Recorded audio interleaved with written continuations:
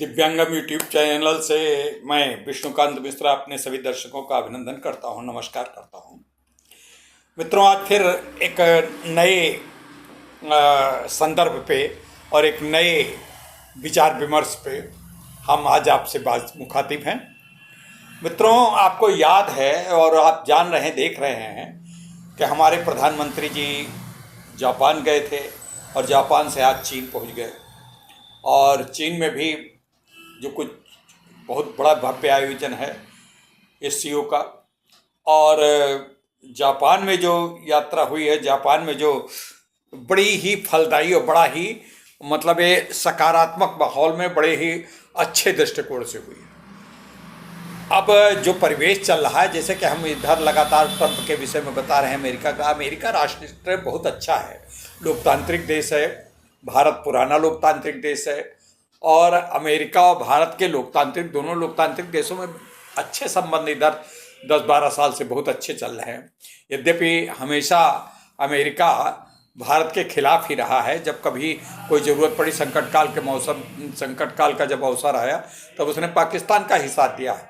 लेकिन इधर लगभग 15-20 साल से अच्छे संबंध हो गए थे। अब इधर ट्रंप के आने के बाद, ट्रंप का जो पहला चरण था वो तो बहुत अच्छा था, बड़ा मित्रवत व्यवहार था।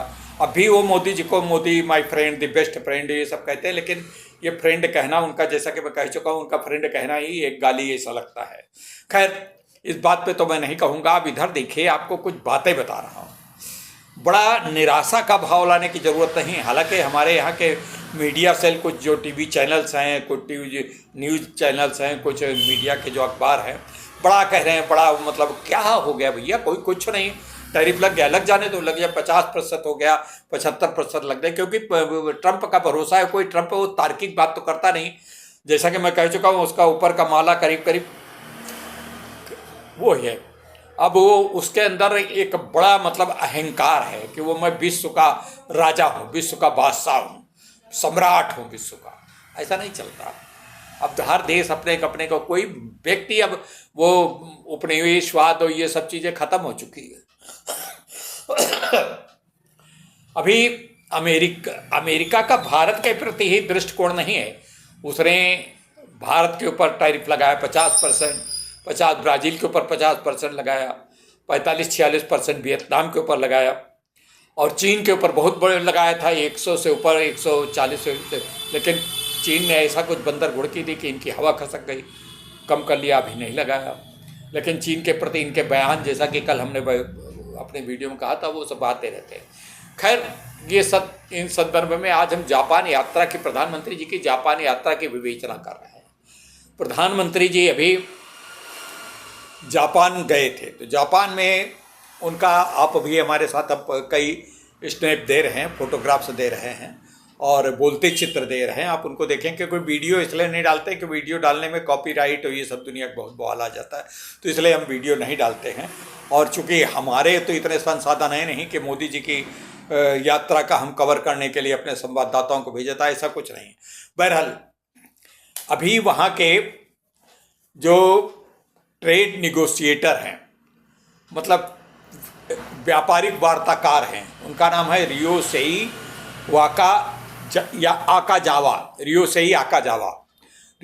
आकाजावा यहाँ पे गए थे, इनके पास बात करके आए थे। इन्होंने जापान के ऊपर टैरिफ लगाया। अमेरिका ने जब जापान के ऊपर टैरिफ लगाया, तो मित्र देश हैं, नाटो के सदस्य हैं, तो जापान ने कहा कि भाई ऐसा करिए, हमारे ऊपर टैरिफ न लगाइए, हम आपके यहाँ बहुत बड़ा व्यापार करने आ रहे हैं और व्यापार करने दीजिए, जितना आप टैरिफ से प्राप्त करते हैं उतना आपको मिल जाएगा। और ठीक है, तो उन्होंने कहा कितने व्यापार करेंगे। उन्होंने बताया कि हम लगभग 550 अरब डॉलर का, 550 अरब डॉलर बहुत बड़ी चीज़ है। चाहे अमेरिका हो, विकसित देश है, सब कुछ है, लेकिन वो उनकी भी अर्थव्यवस्था इस समय डावाडोल है, बहुत कर्जा है अमेरिका के ऊपर। तो 550 डॉलर की जब बात करी, तो उन्होंने कहा ठीक है, आ जाइए।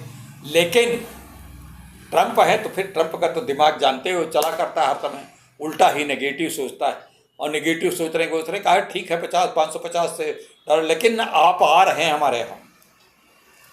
जापान के रियोसेनी आकाजावा से यानी जापान के प्रधानमंत्री से भी और ये निगोशिएटर से उन्होंने कहा कि 550 अरब डॉलर का आप जो निवेश करेंगे उस निवेश को हम जहां बताएंगे वहां करोगे, और जिस उत्पाद को हम चाहेंगे उसी उत्पाद पे आप लगाओगे। आप ये नहीं कर सकते हो कि आप अपने मन का करो। अरे पहला तो एक धक्का लगा, चलो इस पे बात हो सकती है। और जो भी आप प्रॉफिट कमाएंगे अमेरिका में, उस प्रॉफिट का 90% आप अमेरिका को देंगे। अब इस पे तो कोई भी मतलब छोटा छोटा जो दुकान करता, गांव का जो फल की लिहाड़ी लगाता है कि आप जो हमारे प्लाट पे बेचने आ जाओ, हम इतना लेंगे, वो ये कुछ दे देगा भाग, लेकिन ये नहीं कि आपको जितना प्रॉफिट कमाए उसका 90% दे दे। 20%, 25% तक ठीक है, लेकिन 90% लौट गए। अब इधर गए थे हमारे प्रधानमंत्री जी अभी आप चित्रों में देख रहे हैं। प्रधानमंत्री जी वहाँ के ट्रेड पर्सन से, मतलब जो वहाँ के व्यापारियों से उन्होंने बात की, और व्यापारियों से बात करके उन्होंने कहा कि आप आइए हमारे भारत में निवेश कीजिए, और भारत में अच्छा खासा निवेश करके भारत को मजबूत बनाइए, और भारत में बनाए हुए उत्पादों को पूरे विश्व को दीजिए जहाँ जिसकी ज़रूरत हो। मेक इन इंडिया और सप्लाई इन वर्ल्ड, विश्व की ज़रूरतों के हिसाब से उसको सबको दीजिए जो उत्पाद आप बनावें। हमारा तो मानना ही है वसुधैव कुटुंबकम, तो हम बस पूरी वसुधा के हित की बात सोचते हैं ना। तो हमारे प्रधानमंत्री जी तो हमेशा बहुत ही विलक्षण प्रवृत्ति के व्यक्ति हैं, हमारे प्रधानमंत्री नरेंद्र मोदी जी। अब उनके हम कोई राजनीतिक उनकी पार्टी से नहीं जुड़े हैं जो उनकी बात कह रहे हैं, लेकिन देश से तो जुड़े हैं, देश के सम्मानित नागरिक हम भी हैं। तो एक साधारण नागरिक हैं, लेकिन सम्मानित तो हर नागरिक है, तो हम भी नागरिक हैं। तो देश के उन्नत, देश का चतुर्दिक विकास हम चाहते हैं। हम कोई विपक्षी नेताओं के तरीके से तो है नहीं कि हम हर समय हर चीज़ जो जितना अच्छा हो रहा है उसकी वो बुराई करते रहें। हमेशा बुराई हमारे देश का जितना विपक्ष है बिल्कुल निरर्थक बातें करा करता है। अरे उनको अगर कुछ उठाना हो तो बेरोजगारी को उठावें, इस समय यूरिया नहीं मिल रही थी उसके उठावें, किसानों की समस्याओं को उठावें, अगर कुछ है उठा रहे हैं। वो किताब लहराते हुए राहुल गांधी आते, संविधान, कभी इलेक्शन आयोग, कभी इलेक्शन की चोरी हो रही, वोट की चोरी हो रही, ये सब मूर्खता, नॉनसेंस टॉक्स, बिल्कुल नॉनसेंस टॉक्स। पब्लिक जानती भी है और इसका इनको फल मिलेगा। इनको ऐसा लग गया कि पिछली बार इन्होंने चुनाव में सब आरक्षण खत्म हो रहा है ये सब कहा था, तो उसका फल। खैर आज हमारा मुद्दा इस विषय पे बातचीत करने का नहीं है, ये तो प्रसंगवश बात आ गई तो मैं बता रहा हूँ। इसके बाद अब इनको उन्होंने, मोदी जी ने वहाँ पे क्या कहा जानते हो? जब वहाँ के ट्रेड प्रतिनिधियों से बातचीत, पूरे ट्रेड के इकोसिस्टम से, ट्रेड के लोगों से जब बात कर रहे थे तो उन्होंने कहा हमारी पॉलिसीज स्टेबल है, हमारी पॉलिसीज में स्टेबिलिटी है, यानी हमारी आर्थिक नीतियों में अस्थायित्व है, और है अस्थायित्व। अब इस पर कोई बात ऐसी नहीं कही किसी दूसरे देश के, लेकिन अब जिसको नकारात्मक बातें निकालनी है, नकारात्मक निगेटिविटी निकालनी है, सब लोगों ने सोचा इसका मतलब हमारे देश को ये कह रहे हैं कि अस्थायित्व तो नहीं है। अरे हमने तुम्हारे देश की बात की। इसका तुरंत अमेरिका में बड़ा आलोचना हुई कि अमेरिका को तो प्रधानमंत्री मोदी जी कह रहे हैं कि अस्थायित्व, कहीं नहीं, उन्होंने कहा ही नहीं। ये उसी तरीके से है जैसे एक बार प्रधानमंत्री जी लक्षद्वीप गए थे, और लक्षद्वीप में जा कर के उन्होंने कहा कि आप आइए, यहाँ पे आइए, और लक्षद्वीप की मतलब वहाँ पे पर्यटन बढ़ गया। तो अब वो जो हमारा पड़ोसी था उसकी मालदीव की मिर्ची लग गई। अब तो खैर इस समय संबंध फिर बना लिए हैं, बहुत हाथ जोड़ करके प्रार्थना कर करके। हमारा किसी के ऊपर न तो हम विस्तारवादी हैं, न किसी के हड़पना चाहते हैं देश का, हम उसका भला ही करना चाहते हैं। और बड़ा मालदीव का भला किया है, तो मालदीव जो है अब सहेज आ गया। जब दिमाग आया तो इसी तरीके से ट्रंप का दिमाग जब सही होगा तो कभी हो सकता है।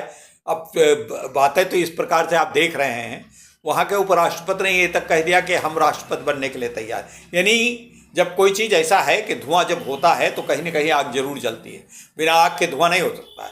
तो कहीं न कहीं अमेरिका में इस बात की बातें ज़रूर चल रही हैं कि हम जो है इसको हटाया जाए। वहाँ पे बड़ा असंतोष है, थोड़ा बहुत असंतोष नहीं, बहुत असंतोष है। अब ये व्यक्ति जो है कभी कह रहा था कि भारतीय अर्थव्यवस्था मृत है, डेड इकोनॉमी कह रहा था ना। आप लोग तो जानते हैं डेड इकोनॉमी बहुत बार कहा है, और उसके साथ साथ हमारे साथ ढोल के साथ नगाड़ा राहुल गांधी भी कह रहे थे कि भारत की व्यवस्था डेड है। मतलब इसको शर्म नहीं आती अपने को आलोचना करने पर। तो ये डेड कहने वालों के लिए कल एक बहुत बड़ा मुंह पे तमाचा था, बड़ा करारा उल्टा तमाचा था, इतने जोर का तमाचा था कि कुछ कहना नहीं। और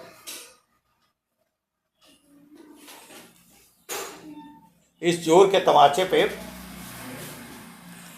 ये जोर का जो तमाचा था, इस जोर के तमाचे पे कल जो है हमारी आर्थिक प्रगति का जो त्रैमासिक रिपोर्ट जारी हुई है, उसमें अनुमान से हम कहीं ज़्यादा, हमारा अनुमान था 6.8, 6.9, 6.5, हमारा कल आर्थिक प्रगति जारी हुई है तो 7.8, जैसा कि हमारे थंबनेल पे आप देख रहे हैं 7.8, जो कल्पना से परे है।